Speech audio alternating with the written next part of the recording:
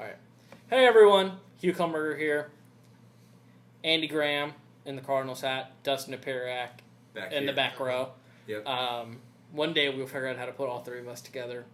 Probably not. But not before Hugh leaves. Sad. We're in the venerable Drake Hotel downtown Chicago, and given the general ambiance, we're expecting Jack Nicholson to stick his head through and announce that Johnny is here anytime. It's a very old hotel. As he explained, he's been staying here most of his life, and not much has changed. No, I walked in the lobby and felt immediately at home away from home. So. Anyways, we're coming to you because we wanted to talk about a boy named Gunner. A boy, some would say, destined to be a quarterback. From a quarterback family with a name like Gunner. It was bound to happen. And this Gunner's pretty good. He's the number one quarterback in the country. Had his pick of schools. Anyway. Number one pro-style QB in the country. Real QBs, Dustin. Real QBs. What are you Let's go trying to Big say? Ten traditionalist on you. Yeah. Anyways, number one pro-style QB in the country. His pick of colleges anywhere he wants. Oklahoma, USC, Alabama, Michigan, Tennessee, Notre Dame. Where his uncle was a star. And he picked Indiana. Coached by Kevin Wilson, who has not yet coached a college game as a head coach. So it was gutsy. It's a gutsy move by young Gunner. Leap of faith was the phrase you came up with earlier that I think is apropos. But But, as we've talked about in the past as well, it's not like you can't make a case for it either, and it's not like it's illogical necessarily. No, there are reasons to the decision. He is from Columbus. He'll be 45 minutes away from home. His older brother may very well likely be the starting quarterback. Dusty's going to be a redshirt sophomore this year.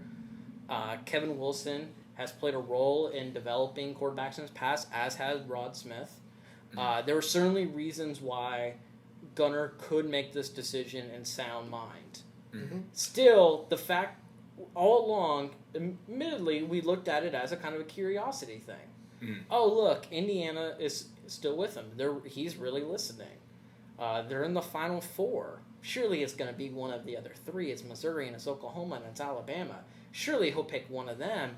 And then Missouri takes a QB and suddenly they're out. Then Oklahoma takes a QB and suddenly they're out. Or maybe it was vice versa. I think it was Missouri first, actually. Yeah. Was it Missouri first? Then it was Oklahoma. Okay. Then you hear, okay, Tennessee's getting back into it. And Michigan's getting back into it. And then finally today, this morning, it was Indiana. And you guys have mentioned all this stuff about playing at home. It was interesting to talk to him today. Like, one thing he talked about is the chip on the shoulder that everybody that he... That's what I was going to ask you to talk about. Yeah, I mean, he talked about just talking with all the players and how much he says they hate what everybody says about them. And I'm an Indiana kid, so I feel their pain. And it was interesting to hear that because it's like, well, you don't have to. You can go away and you don't have to be part of the tradition in Indiana, which is not nearly, which has been traditionally about losing. And, I mean, it was more on him that he decided, no, I want to be part of changing this. And for as much as... so many IU basketball recruits have said that same thing, but they're really going back to something that's been there before, and the, structure is there to do it again because there's all these, there's all this talent in state, and all it has to do is really come together, and it can win. It hasn't been there at Indiana, and Gunner is kind of saying on his own, like, I'm going to change a century, not a couple of years because of NCAA violations, but like really. Centuries of losing. Gunner's like, the long joke. Anyone can have a bad century. Yeah, and he clearly believes Wilson can do it. I mean that's where the leap of faith comes in, is that Wilson had to make that sale. I mean Wilson had to convince him that we've got a real crack at this thing, and frankly, if you come in, I know we can get it done. I mean I'm sure that there was some conversations along that line. Yeah. And clearly he did a heck of a job. And let's face it, I mean, sure there were some, unique circumstances about Gunner Kiel and his family and all that kind of whatnot. But those kinds of things, proximity and other, family members you don't at always the school, get them for that reason. That's not always enough. That's right. That hasn't necessarily guaranteed Indiana anything. This is a case where Wilson beat the big boys. I mean, let's face it. That's what he did with this recruitment. And that's a heck of a way to, establish some recruiting bona fides before you've even coached your first game. Yeah, the obvious comparison here is Cody Zeller. Yeah. It was Cody Zeller taking that leap of faith with Tom Crean. Yep. Leap of faith here. we've talked about it. Dustin first. Can you describe? Do you think it's a parallel? Is there a comparison? There's a parallel, but it's different. I spoke to a couple of, recruiting, national analysts about this earlier. I talked to Mike Farrell about it. He said, look, he's going to upgrade the talent level. There are going to be players out there that see Gunner Kiel commits to Indiana, and suddenly that gives them more of a reason. That makes them more legitimate in their eyes. Some guys who are better than what they've been getting are going to pull the trigger. Now, that doesn't mean they're going to go get 4- and 5-star recruits all of a sudden. The kids that were going to go to Oklahoma and were going to go out of Alabama that are not from Indiana, we're going to be like, yeah, now it's time. What's this with Indiana? I'm going to call because Gunner Kiel's going there. I mean, there are other great quarterbacks. I mean, you can go to Alabama and know that you're going to get a good enough quarterback who's going to get you the ball. Oklahoma, the same deal. The Notre Dames, the Michigans of the world. There's going to be talent for you to play with, so you're not necessarily in totally changed course. But people that they were battling for already with, as Mike Farrell said, the Wisconsins and Iowas of the world, are going to take a closer look. Those are the type of the teams that they're going to start recruiting with. He said, you're going to see more 3-stars than 2-stars. You're going to see, you're going to see the occasional 4-star. Definitely anybody who's in state, any talented kid who's in state for the next couple of years is going to look at IU a little bit closer. And like you said too, I mean, you're kind of putting a face on the program.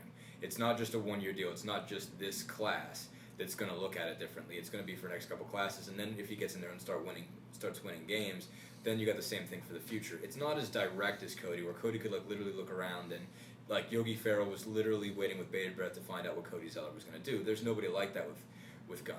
That we know of, at least. That we know of. But certainly not at the same level. There's not that AAU basketball thing where these kids are so connected and they play at all these camps together and all these tournaments. 7-on-7 is going a lot of ways, but it's not the same. It's not in Indiana yet. It's not in Indiana yet, and it's not at the same level as AAU basketball.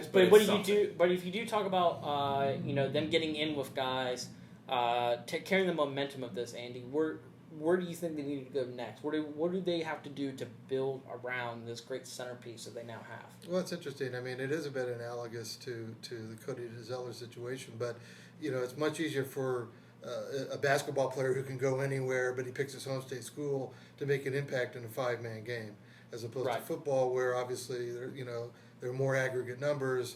It's harder even for a quarterback to be quite as influential. Exactly. And Indiana's never really had an issue, never really had a problem attracting skill level on the offensive side of the ball. They've but they have. Well, or at least in the last decade or so, they won a lot of. They won some games and scored a lot of points with essentially a street free agent in Kellen Lewis and a hometown kid in Ben Chappell. Right, but they've always had wideouts. Almost unusually, haven't had much trouble finding running backs. Linemen is another issue, and I think anywhere on the defensive side of the ball, and then linemen. Now, that will be what it will be really interesting to see if they can somehow make it pay dividends along either front. That would be significant development. Don't know if it will. Right, and I think that's a harder pitch. Sure. You can tell a wide receiver, look, you're going to look really good because Gunner Kiel's going to get you the ball in a great position. Yeah. It's a lot harder, I think, to find a left tackle or a right guard or a center and say, you're going to look really good because Gunner Kiel's going to be throwing the ball downfield. Right. I think that's a much harder sell. I think you have to sell them on the idea of you're going to be in a bowl game. We are going to... You have to go back to the pitch that got you Gunner. Right. We are going here, be a part of it. Right. Much more than here's this kid, be a part of what this kid is. I agree with that, and I think it'll help him recruit in-state. I mean, we live in a less naive, more cynical time, but there are still kids out there. If you give them a reason to play at Indiana, like if you give them, hey, I think to be honest with you, that's where I really would like to play. Maybe they'll be good. Right. I mean, all of a sudden that changes that dynamic a little bit because sometimes, we've seen Southeastern Conference teams even and others come in here and pluck linemen out. Absolutely. Maybe you can keep James Hurst started as a freshman at UNC. That's a guy you need to get. Maybe a Joel Hale from Center Grove, Akira Holtz from Warren Central. Correct. That half a dozen BCS, legit top-level BCS players that Indiana produces, a lot of whom are linemen, that Indiana has had. Anymore. Yeah, and they might actually have an actual affinity for. Maybe their parents went to IU. Maybe they have a connection, and now there's actually something palpable they can point to and say, hey, maybe wouldn't that be awesome if we went in there and that's when it turned around? blah blah. Right. Blah. So, I saw his NC State. NC State got Phillip Rivers, and they were able to get skill guys. They were able to go to guys and say, look what Torrey Holt did. Torrey Holt got in the first round catching passes from Phillip Rivers. Now you do it. And that's what Chuck Amato as a head coach. He's not exactly Mr. Pizzazz or Mr.